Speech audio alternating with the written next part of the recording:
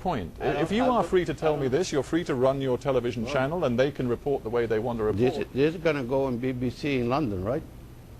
If it was going to be aired here, I'll have my lawyers see what's going on and see if we can do it according to the law and where can it be said. There are opposition parties able to function here. There are your own news networks and others that have an independent voice in Venezuela. And this is not a one-party dictatorship. It is not a one-party dictatorship. And we do work even though we're threatened by certain laws, even though our people are attacked by government people that are pro-government. But I mean attacked, really. And this station has been attacked by groups that belong to, are sponsored by the government.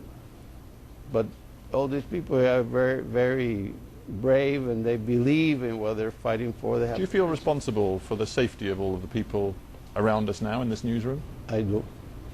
It's a burden. How do you guarantee to them that they are going to be safe? I cannot guarantee it. I try to have the most security we have, and we have the best people that can defend them, and we try to find all the resources that we can. But we are all fighting for one simple reason. We want a Venezuela where everybody can live and everybody can work and everybody can try and raise the standard of living, and they can take their kids to school and have them grow into better Venezuelans tomorrow. And I dare say that Mr. Chavez would say those are precisely the principles that he believes in and that he is fighting for, with his socialism. No, he fights for his principle and we fight for our principles, which are not the same. Well, maybe that's because you don't like socialism, even if the people have voted for it. I believe in helping people. I believe in having social conscience.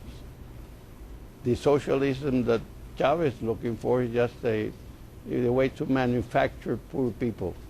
And do you believe, and this perhaps is the key question, that if in the legislative elections this year, and looking ahead to the presidential election in 2012, if the people turn against the Socialist Party and Hugo Chavez, do you believe he will let that stand? I think it's very difficult for Chavez to just give up his government democratically. I don't think he has that attitude because he's a military man and he believes in fighting for whatever he has with the resources he has. And he has a lot of resources. But at the same time, there's 27 million Venezuelans. Guillermo Zuaga, we have to leave it there, but thank you for being on Hard Talk. Thank you for being worried about it. President Chavez doesn't give many interviews to the Western media. He prefers to deliver his message direct to his own people, sometimes for hours on end. But with Oliver Stone encouraging him to get his message out to the West, Hard Talk was invited into the presidential palace. President Hugo Chavez, welcome to Hard Talk. Bienvenido tú aquí a Casa Fuerte. Gracias, thank you very much. I want to begin by asking you about the Venezuelan economy. You have a serious problem with inflation. You have a currency that has been devalued and your country is still in recession. Is it fair to say that socialism right now is not working? Yo creo que más problemas tienen en Inglaterra y en España y en toda Europa. Hay un desastre. Más problemas tienen en Estados Unidos que aquí. Aquí tenemos nosotros un crecimiento económico en los últimos 6 años de 7,8% del Producto Interno Bruto, para darte un ejemplo. Yeah, you had growth, but now you do not have growth. In fact, you're the only Latin American country which this year, as well as last year, is not growing at all, is in recession.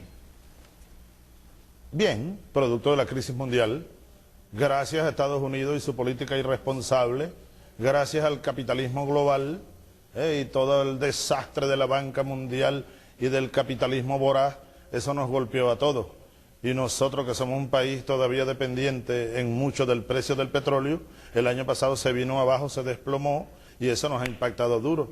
Tuvimos que recortar la producción petrolera en 300.000, casi 400.000 barriles diarios. ¿Qué crees tú que no nos va a impactar esto? Sin embargo, Venezuela va a seguir creciendo, vamos a recuperar la senda del desarrollo integral, que no el capitalismo. El capitalismo destroza el mundo, Este es un proyecto socialista que se perfila, en primer lugar, a satisfacer las necesidades del pueblo. Te voy a decir algo. Aquí, por ejemplo, el desempleo. But if you tell me that socialism is still working, I say to you that it's not me you have to convince, it's your own people. I'll just tell you one story. Yesterday I went up to one of the shanty towns in Petare. I spoke to a woman who was a natural supporter of yours, but she said to me, she said, my son, who's now 25, he went through university, and thanks to President Chavez for that. But now he cannot get a job, and that is why she and her son are now doubting this socialist revolution.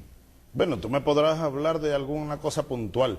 Yo te hablo de lo estratégico y de los números globales. Hace 11 años llegué aquí, el desempleo estaba en casi 20%. Hoy está en menos de 8%. La pobreza en Venezuela hace 15 años estaba en 70%, la hemos bajado a 23%, la pobreza extrema estaba en 25%, hoy está en 5%, el desempleo en Venezuela no ha caído, sigue generándose empleo, estamos invirtiendo, te voy a decir algo, en estos 10 años nosotros hemos quintuplicado la inversión social en Venezuela. Esas son las cifras que tú las puedes verificar si quieres, más allá de una cosa puntual que tú puedas traer aquí. You have a lot of figures, but one figure I put to you is that in the last big electoral test, which was the municipal elections of 2008, you and the socialists suffered some real losses, including losing the mayor's office in Caracas itself. No, que una gran victoria. Yo fui reelecto con más del 63% de los votos hace apenas 3 años, levantando las banderas del socialismo. Nosotros tenemos aquí 11 años. Yo he ganado 11 elecciones en 11 años. Y todas con las banderas del socialismo. ¿A qué derrota tú te refieres? Tú estarás hablando de la oposición. Tú estarás hablando de la contrarrevolución. Tú estarás hablando del capitalismo, que es el que va en declive. Nosotros estamos comenzando a construir un gran proyecto socialista aquí. President Chavez has been in power for 11 years. He says he needs at least a decade more to cement his revolution. Whether he gets it depends on the Venezuelan people. They will judge how his rhetoric matches up to reality. A full and exclusive Hard Talk interview with President Hugo Chavez of Venezuela will be broadcast at the same time tomorrow here on BBC World News.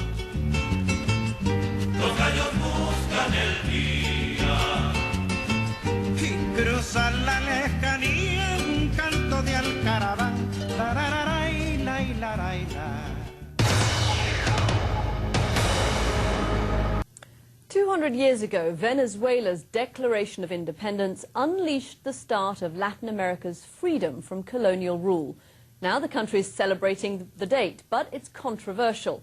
The hero of that period is the great liberator Simon Bolivar, a national icon. But his legendary status has been hijacked by Hugo Chavez, with some saying the Venezuelan leader has expropriated Bolivar to legitimize his own socialist reforms. From Caracas, the BBC's Will Grant has the story. Simon Bolivar is everywhere in Venezuela. The great liberator, as he is known, is worshipped in the oil-rich nation, and Hugo Chavez is one of his most ardent followers.